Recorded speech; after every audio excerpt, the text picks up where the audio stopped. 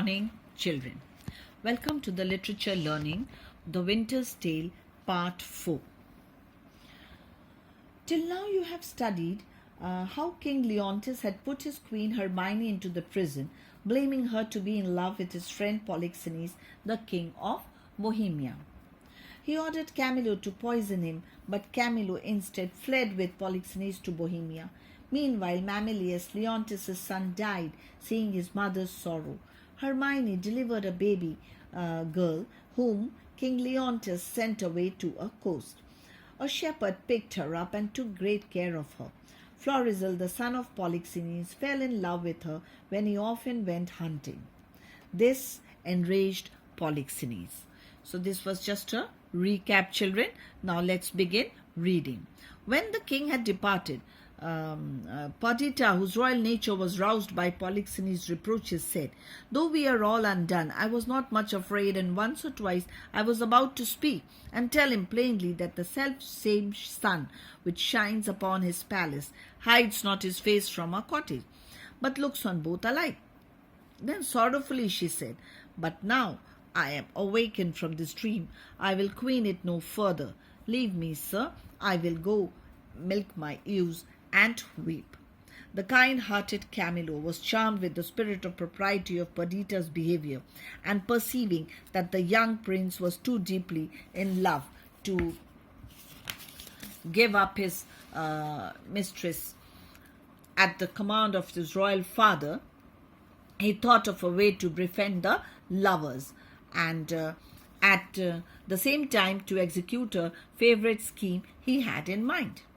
Camillo had long known that Leontes, the king of Sicily, was become a true penitent, and though Camillo was now the favoured friend of King Polixenes, he could not help wishing once more to see his late royal master and his native home. He therefore proposed to Florizel and Perdita that they should accompany him to the Sicilian court, where he would engage Leontes should protect them, till through his mediation they could obtain pardon from Polixenes and his consent to their marriage. To this proposal they joyfully agreed, and Camillo, who conducted everything relative to their flight, allowed the old shepherd to go along with them. The shepherd took with him the remainder of Perdita's jewels, her baby clothes, and the paper in which he had found pinned up to her mantle.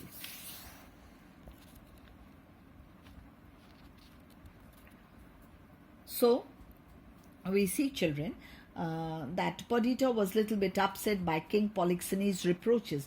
That is, here reproaches means the mild rebuke and the disrespectful words he had uttered. She said that the sun shines equally upon the palace as well as their cottages. She surrenders and said that she better gets back to her own way of living in a small cottage and not dream of becoming a queen. And then Camillo was really impressed by the propriety of Perdita.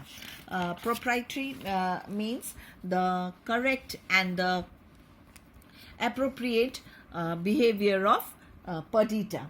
And he came to the conclusion that Florizel was deeply in love of hers.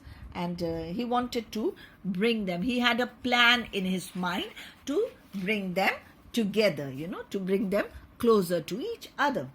Camillo knew that recently King Leontes had become very penitent. That means he was full of regret and repentance for his misdeeds which he had done towards his wife. He decided to take Florizel and Perdita to Sicily to obtain for them Leontes' protection and mediation for their marriage. The shepherd also accompanied them, and he took the remainder of Perdita's jewels, her baby clothes, and the paper which he had found pinned to her mantle, that is, the garment like a cloak. Let's continue reading. After a prosperous voyage, Florizel and Perdita, Camillo and the old shepherd arrived safely at the court of Leontes. Leontes, who still mourned his dead Hermione and his lost child, received Camillo with great kindness and gave a cordial welcome to Prince Florizel. But Perdita, when Florizel introduced as his princess, seemed to engross all Leontes' attention.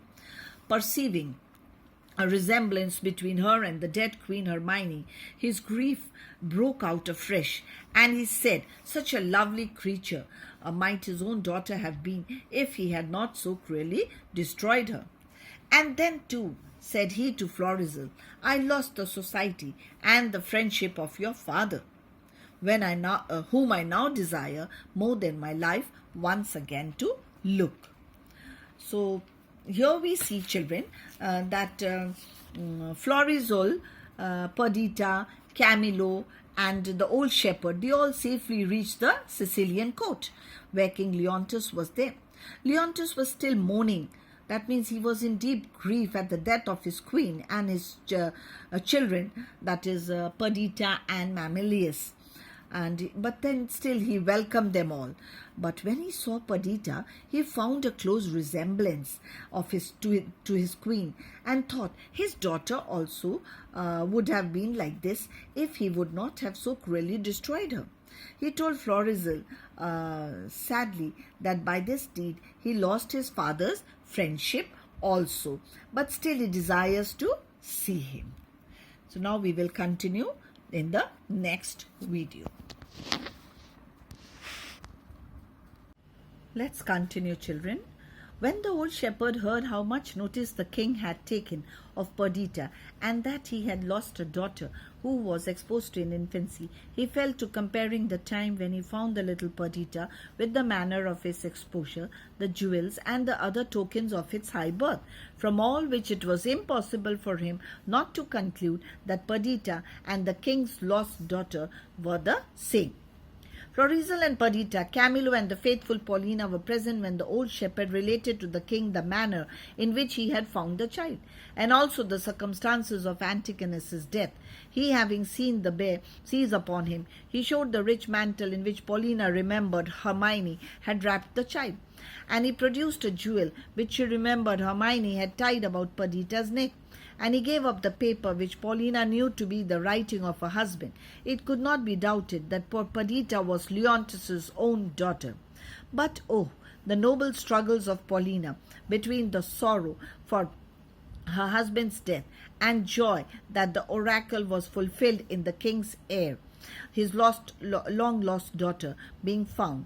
When Leontes heard that Perdita was his daughter, the great sorrow that he felt that Hermione was not living to behold her child made him that he could say nothing for a long time but, "Oh, thy mother, thy mother." So we see that when the old shepherd heard the story, or the king's story of his lost daughter, he concluded that Perdita must be the same lost daughter. So he related the whole story, how he had found the little baby, and also told him that he had seen the bear attacking Antigonus on his return. And so everything was confirmed. He showed the garment, that is Perdita's clothes and jewels, and the writing on the paper, that is Perdita. And Paulina recognized as her husband's handwriting.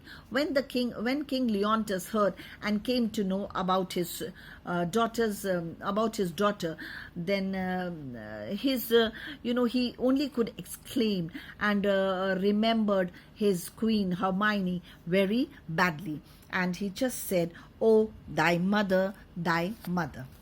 Let's continue reading. Paulina interrupted this joyful yet distressed scenes with saying to Leontes that she had a statue newly finished by that rare Italian master, Giulio Romano, which was such a perfect resemblance of the queen that would his majesty be pleased to go to her house and look upon it, he would almost be ready to think that it was Hermione herself. Thither then they all went, the king anxious to see the resemblance of his Hermione, and Perdita longing to behold what the mother she never saw did look like.